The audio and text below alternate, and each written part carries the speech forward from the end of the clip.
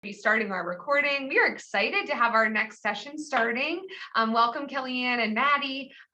They're going to be presenting on student athlete success, integrating theory as a way to focus programming. Again, for those of you who are just joining us, I don't think there's anyone who's just joining us, but if you could please put your pronouns in the chat. We do have our transcript enabled, so it is being captioned and the recording is happening. So without further ado, Catherine, unless you have anything else, I'm going to start us off. Okay, welcome Kellyanne and Maddy.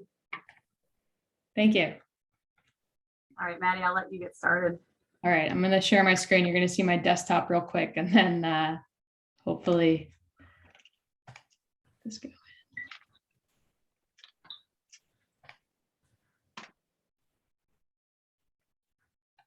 Success. Perfect. That was smoother than other times. All right, we'll get rolling here. Well, I'm going to jump in, just introduce myself. I think I know most people here, but my name is Kelli Milliner. I'm the Associate Director of Athletics here at Westchester.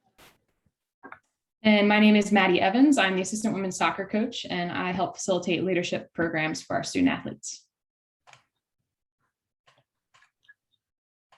Go ahead.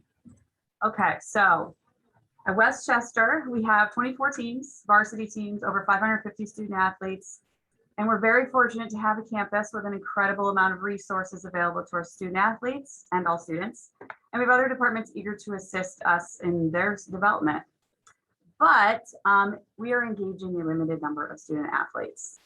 So as Maddy and I discussed, what we would like to see within our department to change this regarding leadership and professional development, we spent a great deal of time reflecting on what the student athlete experience, both what it is right now and what it can be in the future. So we considered the current landscape. We saw great potential to enrich the experience, not just for the few that we do reach out to, but all of our student athletes.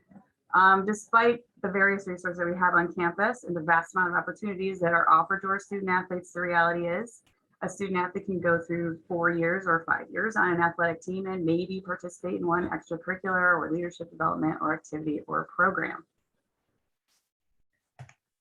So as we've seen that research shows that merely participating in athletics alone has little influence on leadership development during one playing season. So we feel like we can be intentional about the programming that we do offer to our student athletes. So as we did take a closer look at what the student athlete experience is, it quickly became clear that a large percentage of our student athletes are operating in what we call the student athlete bubble. And currently it's easy, as Kelli says, to opt to stay within this bubble and kind of let various personal and professional development opportunities that are available to our student athletes pass you by. So we see an opportunity to change this, and we don't want to burst the athlete bubble. And we recognize the value of all that's gained through a sports team, and we want to leverage this. So instead of bursting it, we'd like to expand the athlete bubble. And through our program, our student athlete success program will offer consistent, frequent, and accessible opportunities to all Golden Rams. And while this program has been in existence for a few years, we're excited to share some of the changes and ideas that we're implementing today in order to do this. So before we got started and really started to make some changes to these programs and implement some of the theories and models that we'll talk about, we took a look at some of the barriers in place, and some of them are obvious and consistent of what we've seen as we start to implement programs in athletics. So first and foremost, and the most obvious, is just limited financial and human resources as far as who can offer programs, who can be there on Sunday evenings to actually do and facilitate these programs. So we want to be strategic with our donors. We want to be strategic about the partners on campus and actually make sure we're not recreating the wheel and using the resources available to us as a department. One thing that we often hear, especially from our coaches, is that student athletes have very little time to participate in things or extracurricular programs beyond their teams. So we want to address this and make sure that we are mindful about the times that we offer our programs, the length of our program, and then also be mindful of when teams are competing, whether it be in the fall versus spring. And then finally, coach buy-in. We've found that having coaches buy into the programs that we're offering is absolutely huge, because a student athlete, if their coach tells them to do something, they're going to do it. So we want to make sure that we leverage that in a positive way. So we're very fortunate that we have an athletic director who supports our programs, but we also want to conduct a needs-based assessment with our coaches so they have some ownership in what we are doing. Okay, so let me explain a little bit about what the Student Athlete Success Program actually is and some of the changes that we've made so far, really in starting this off in the spring of the fall, excuse me, 21. So the SAS program, we were very intentional about these 6 program areas that you see up here: academic success, career development, civic and community engagement, diversity and inclusion, leadership development, and wellness. Historically, the National Collegiate Athletic Association has had many programs that really talk or touch all of these pieces. And what we have done is really integrate them into what we have here on campus. And what we can do with these, if you can kind of look into that, is that we do have people on campus, whether it's in the Department of Student Affairs or elsewhere, that we can tap into. We have resources and people that we know across campus that can really help us in development of some programs or really run the programs for our student athletes. A couple of examples of what some of these might be are, for example, last night we had an interview battle. With the Career Development Center, Eric Franz spearheaded this. We had several of our student athletes interview against each other, and then some employers came and were moderating the interview battle. So I think that worked out pretty well. We often have nutrition cooking demonstrations. So this is outside of student affairs, but it's part of our wellness piece. And that seems to be a bestseller with our student athletes. They go and learn how to create healthy meals on a budget, those kinds of things. All of our programs are grounded in the formal models of leadership, which we're going to get to in a little bit. And they expose athletes, like I said, to areas outside of athletics. So although this is an athletics department program, we are partnering with those outside of athletics who we feel are the experts in these areas, and that they can reach our student athletes, and our student athletes now know where the Career Development Center is, or they know, where do I go if I, need the counseling center. We are using these areas so we can kind of share those resources with our student athletes. So and as Maddy talked about the athlete bubble, we feel like this expands the bubble a little bit, doesn't burst it necessarily, but it expands it. So a lot of our programming is, Maddy mentioned Sunday nights. So times when our student athletes can get there. That was kind of one of the main reasons why we kind of wanted to make this a student athlete only program, even though they do obviously have access to all the others, because student athletes are a unique population. They have unique needs, and the timing is really, really difficult at times, because everybody has practice, everybody has games, everybody has classes and study halls, depending on the team. So we really try to meet them where they are in order to get more attendance at our programs. Okay, so here's the mission, short and sweet: student athlete success engages, prepares, and inspires student athletes to become leaders through opportunities for personal and professional growth. So that leadership piece is something that we really focused on when we sort of revamped this program. We want to weave leadership into every program and event that fall under the SAS umbrella.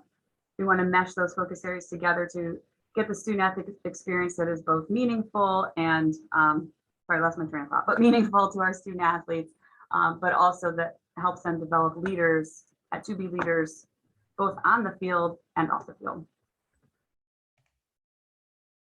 In our vision, we want to use the Student Athlete Success Program leverages sport as a vehicle to promote leadership and enrich the student athlete experience for all Golden Rams. And I think the key here is the word all. We want to make it hard for an athlete to go through 4 years as a West Chester University student without engaging in activities outside of their teams. So we thought about the culture of our athletic department, and fantastic work is being done at the team level. And we're incredibly successful in all of our sports. But SAS provides an opportunity to strengthen this success by reinforcing and reframing the various transferable skills our athletes are learning through their respective sports. So we believe that as a result of engagement in SAS, student athletes can bring additional tools and insights back to their teams, and eventually we'll see those benefits in competition as well, and hopefully more wins. So ultimately, we see an opportunity to be intentional, I keep saying that, about leadership and leadership development within our department. So I touched on this before, but we have often used or do use other colleagues in student affairs. And if you look at our program areas and the DOSA focus areas and themes, you notice commonalities there. To career readiness, to community engagement, health and wellness, involvement, leadership, social justice. We threw on academics in there, but they really do align. We're very intentional in doing so, and also to look at the university's mission and to kind of focus our programming in order to, develop graduates and graduate successful student athletes who will make a difference in our community. So this is just kind of showing you where we thought that we wanted to focus, why we thought we wanted to focus on those areas, and this is kind of where we are at this point. So the next one talks about how did we do all this? We had all these ideas, but how are we going to put it into play, and how are we going to revamp our SAS program in order to get this moving? So Maddy and I last year, we embarked on this challenge, I guess I could say, but it was a long and arduous process. It was the NCAA Leadership Academy workshop is something that has been in existence for a while. It's typically has been in person, 3 or 4, I believe it's 3 in person, 4 or 5 day, really, really hardcore sessions with members of the NCAA. So Division 1, Division 2, Division 3. And last year, as you can imagine, it was virtual. So they spread it out. So we had 12 3-hour workshops over 8 months. So it's really the academic year. So we met every Thursday night and just really, really hammered home a lot of the theories and a lot of the just the ideas, and really got to meet a lot of amazing people across the country. There were 17 institutions. Everybody had 2 representatives from each institution. And it was, like I said, divisions 1, 2, and 3, but also schools that had a leadership program in their athletics department with maybe 2 full-time staff and 10 part-time staff, and then all the way down to a school with maybe a coach kind of like us, and then a full-time staff and really nobody else to help. So it's really a lot of critical thinking on how to run things. I'd say that most of the people in the program were, or maybe half, developing leadership programs for their athletes from the ground up. Like that was why they were there. That was what they were developing. For us, we had intentionally gone in there to revamp our leadership part of our SAS program. But then as we worked through the workshop, we thought that we should really use leadership in every single program that we have for our student athletes. And like we mentioned, weaving it into so we can really develop our student athletes into what we feel are great leaders and contributors to society once they do graduate from Westchester. So next slide. These are the areas that we really focused on throughout the workshop, and we're going to go into detail on each one. And these are kind of how the programs are run, but how generally the program is run overall. So inclusive design, the leadership theories and models we'll talk about, the logic models, learning outcomes, and assessment and evaluation. I know a lot of this is not new to all of you. We're really going to show you how we integrated that into our program. So in many ways, it allowed us to reorganize and refocus our programs. So in creation of our workshops, it's imperative that we are very intentional about inclusive design practices, especially if we're rooting student athlete success in leadership and leadership development. We found that it's important to be mindful and understand varying perceptions, understandings, and definitions of what leadership is and what it means to students. So we're focusing specifically on diversifying content by incorporating many different voices in our programs, promoting interaction, which is part of our vision, creating welcoming spaces to all of our students, and providing equal opportunities for growth to our students. So we must consider our facilitators, our voices, when programs are offered, and ultimately keep inclusive design a staple in all conversations surrounding program creation. So these are 4 of the principles that within inclusive design that we're really focusing on, and then making sure that these are conversations anytime that we're creating any student athlete success program. So that's the first lens that we're looking through. And then really getting into the meat of what we're doing here as far as integrating theory into our programs. So our theories, again, provide a way to not only build programs and workshops and whatnot, but also allow us to organize and assess and take a look at exactly what we're doing, why we're doing it, who's getting involved, and what impact we're having with our programs throughout our student athlete success. So as we said, in some way or another, all of our programs can be tied back to models of leadership. And we specifically targeted the social change model of leadership and the relational leadership model. Obviously, some are going to be more direct than others, specifically our leadership programs specifically. But we chose the social change model of leadership because it approaches leadership as purposeful, collaborative, values-based process that results in positive social change. So SAS really embraces several key concepts within this model, both that leadership is inherently tied to social responsibility and that it's manifested in creating change for the common good. It also focuses on increasing individuals' levels of self-knowledge and capacity to work collaboratively with others. And we saw SAS providing opportunities to really focus in on these areas. Most importantly, the social change model, it describes leadership as a purposeful, collaborative, values-driven process instead of a title or a position. So we see our opportunity to work with student athlete success as a process, as not a one-time engagement, but a something that our student athletes can engage with throughout their 4 or 5 years. That is a process that's reinforcing some of these core values within the social change model. The relational leadership model, it pairs nicely and complements the social change model. And by incorporating a second model, we're able to kind of, as you saw, Kelli introduce 6 different program areas. So by incorporating a second model, it just provides a few different additional competencies that we can go back to. But 5 key concepts that are evident in our programming that are related to the relational leadership model are inclusion, empowerment, purposefulness, ethical behaviors, and process orientation. So these are some of the themes that we want to really bring out of our programming. So in athletics, we believe leadership is grown through deepening self-awareness, building self-confidence, and applying new skills. And our athletes are doing these things every day within their teams. But through SAS, we want to embrace leadership culture through a values-based approach and provide our student athletes an opportunity to be impactful leaders, not just on their teams, but in their communities and after graduation. And we felt like these 2 models were our best avenues in order to do that. So we'll show you an example of exactly how this is playing out in specific programs and workshops that we are currently conducting within our department.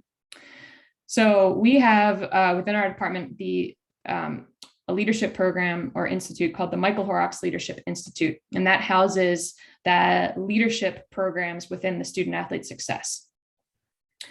Our newest program within the Michael Horrocks Leadership Institute is called the Academy. We launched the Academy last year, and it was a wonderful opportunity because we were in tandem with the NCAA Leadership Academy workshop to really incorporate these models into our programs. So this is a 3-year program where our 2nd year student athletes, 3rd year and 4th year student athletes participate in 3 different years of programs.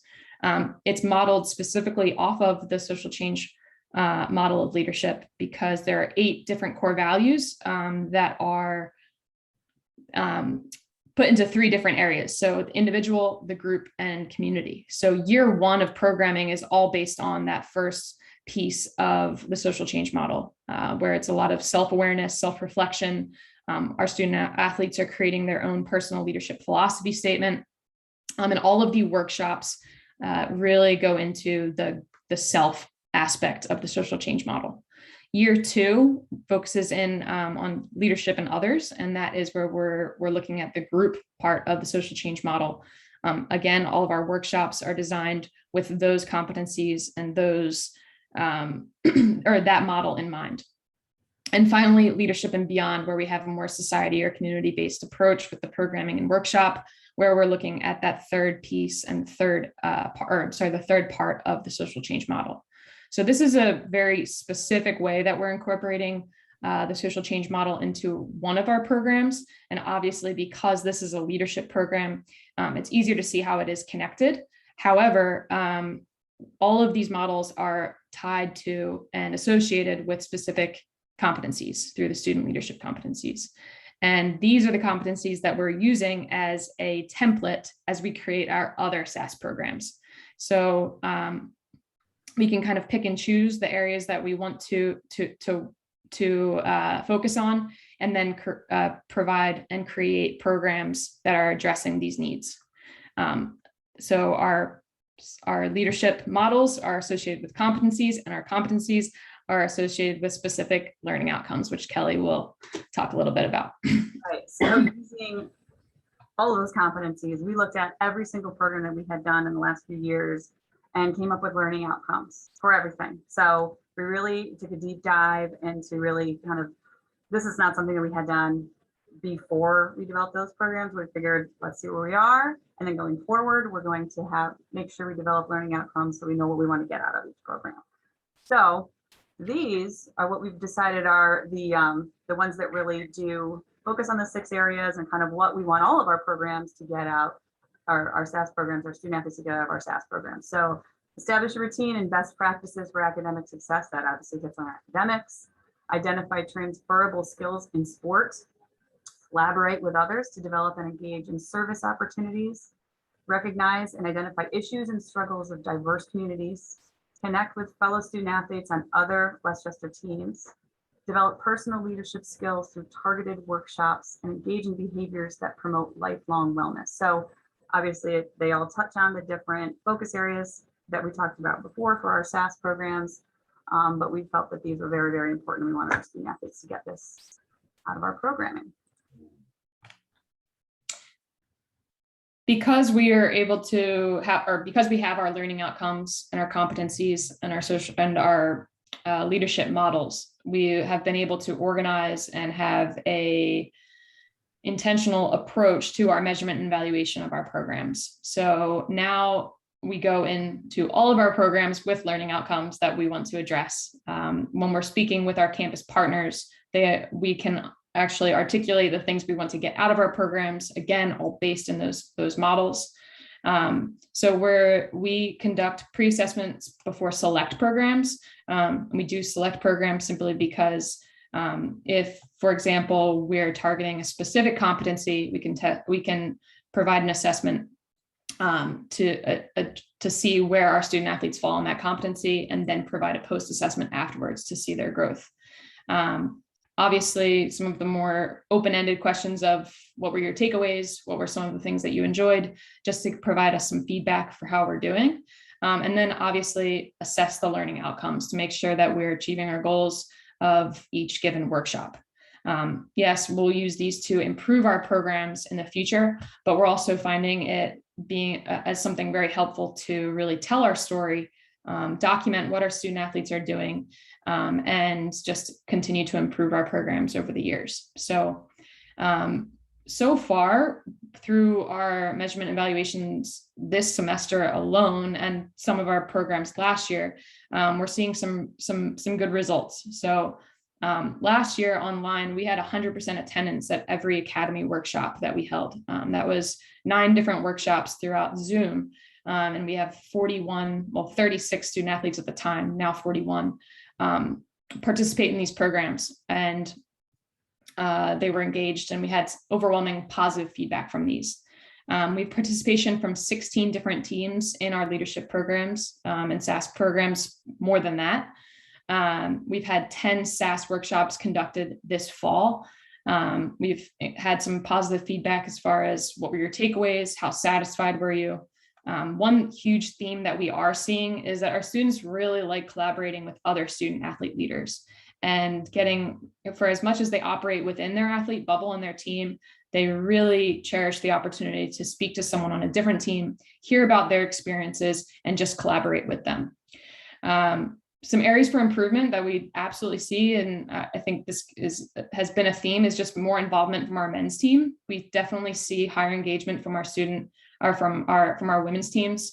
So this is something that we're targeting and focusing in our marketing of our programs, and want to be, again, intentional about how we are approaching our teams. So here are just a couple of the takeaways from a few of our random, or not random, but just several of our programs this fall so far. You can just see a couple of the things that our student athletes are taking away from some of our leadership programs.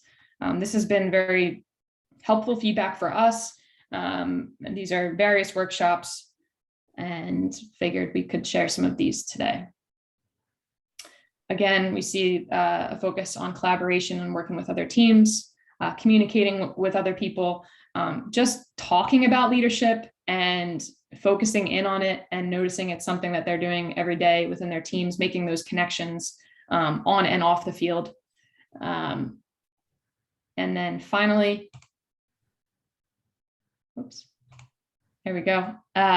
David Mervis, who's a former student athlete who participated in several SAS programs, just provided a quote of his experience in one of our student athlete success programs called CLASS, which is our Captain's Leadership Advancement Series. Again, you can see the theme of working with other people and learning from other student athletes. But it, again, gives us an opportunity to just tell the stories of our student athletes and what they're doing beyond scoring goals or striking people out. And just our ultimate goal is to enhance the student athlete experience and provide memorable, exciting opportunities for them outside of their sport. There we have it. So thank you both. What a great session. I think that was really helpful to understand like what's happening in athletics. Sometimes it feels so divided from some of the stuff happening elsewhere on campus. So thank you for both for sharing. It sounds like it's some amazing stuff happening. And our students are very lucky to have the support of these programs in their student experience. So I'm wondering if there's other questions that folks want to pose to Kellyanne and Maddy as they wrap up here. Yeah, I'll jump in. I love leadership and I'm a sucker for it. So this is really great and really right up my alley. As you were saying stuff, I'm like, oh yeah, oh, and this and this. So I was getting excited. I'm curious, it's kind of a twofold question. When you're talking about your outreach and partnering with different folks, whether in the division or across campus, you know, maybe what has been like one of your most successful collaborations that has really helped propel this program, and maybe what's an area that you're like, you just haven't got there yet, but it's on your radar, just out of curiosity? I'm going to throw this to Maddy. I think leadership has probably been our most successful. So I'm going to let you talk about that. Sure. Definitely our student leadership and our Office of Student Leadership and Involvement has been very helpful, especially with our leadership programs, specifically the Captain's Leadership Advancement Series and our Emerging Leaders Conference. And just really tapping into their resources and utilizing them. And the leadership consultants have been huge for us as well. We have 2 that work specifically with varsity athletics. So that has been a wonderful partnership. And now with some new leadership there as well, we want to continue to foster that relationship and build that relationship. And I do think that it provides a model of what we can do with other areas of campus as well. And we have learned so much from them and hope to continue that. As far as where we could see growth, I'll shoot that back to Kelly. Yeah, and I think part of that would be because we, like I said, kind of revamped our focus areas this year. So we hadn't had a huge focus on diversity and inclusion previously, but that's something that I think is right up here and we need to tackle that. And so that is now part of SAS, but because we just haven't had those opportunities that much, that's kind of where we are. We're really still trying to figure out, like, are we going to the Office of Diversity, Equity, and Inclusion? Are we going somewhere else? So we're really just trying to navigate how we're going to have those programs. We have some ideas. My GA Keyshawn is on here this morning. He's got some really great ideas to get some SAS D&I programming in the spring semester. So that's just, I think that's just because we haven't gotten there yet, but everybody has been very helpful, whether it's within student affairs, and we have, connections outside of student affairs, like our nutrition side, sports nutrition. A lot of our coaches have really worked with the Department of Nutrition. The chair is actually a former student athlete, which helps. But she's very invested also in helping our students and really just, working with all of them to make them the best they can be. So.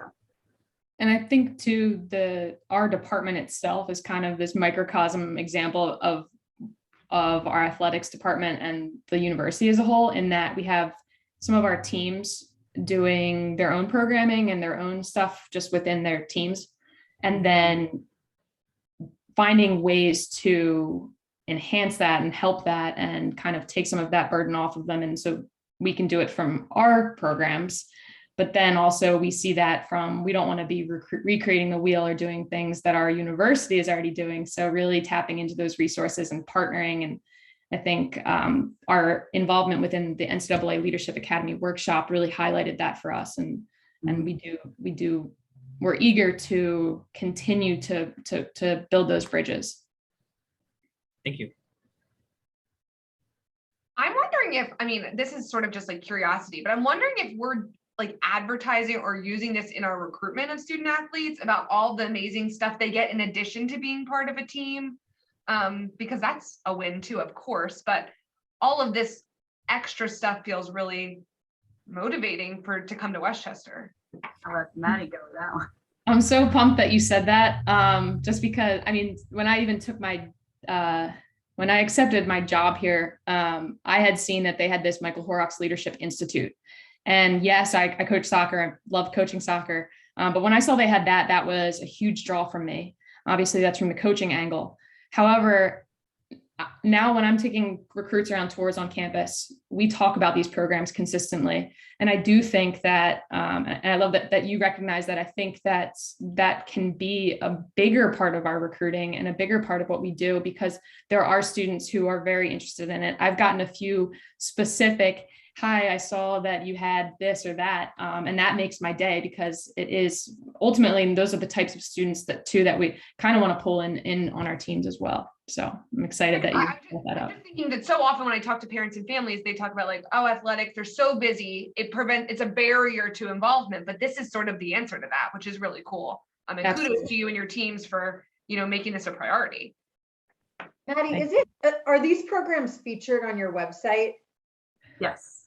Kelly's done a lot of work on that front to kind of revamp it.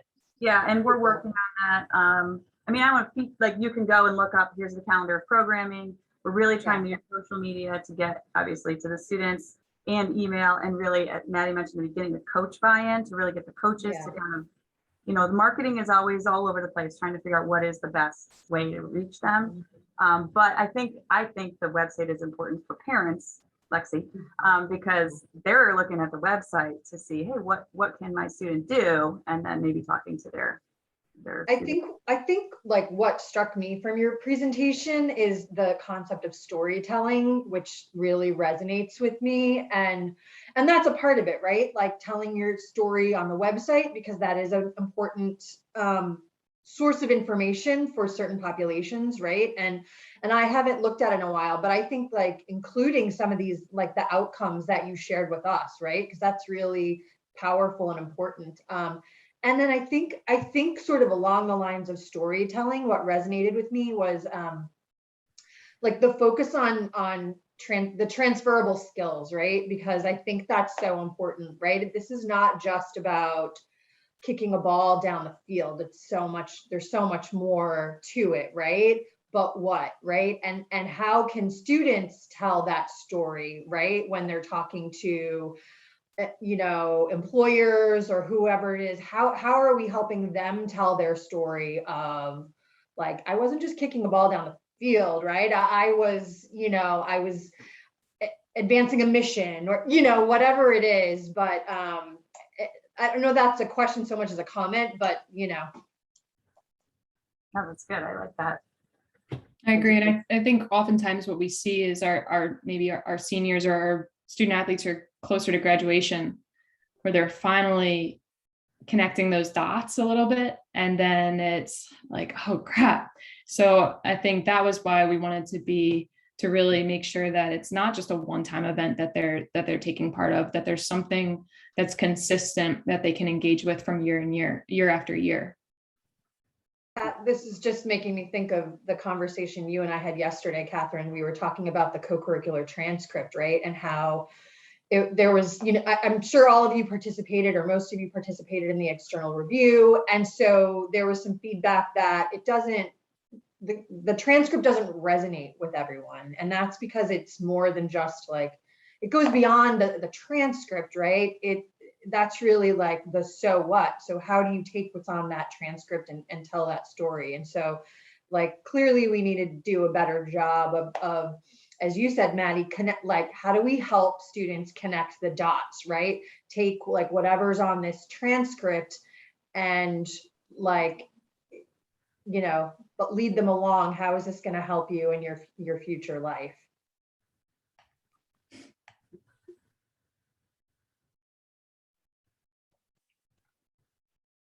Well, I want to thank you both again. What a cool presentation, and awesome to hear like all the stuff that's happening. I think that we're really lucky to have colleagues in athletics that are thinking about more than, as Sarah said, more than just kicking down the field, right? Like the development stuff. So that's really cool. And thank you for sharing your time and talent with us this morning as a part of the ProDev Gold Conference. I'm sure we've got a great turnout today, but we also will have folks that watch your recording. So thank you so much. Our next presentation will start at 11. Feel free to take a minute, collect yourself, get some steps in. I know my watch is barking at me to stand up. So we will see you back here at 11, hopefully. Thanks, everybody.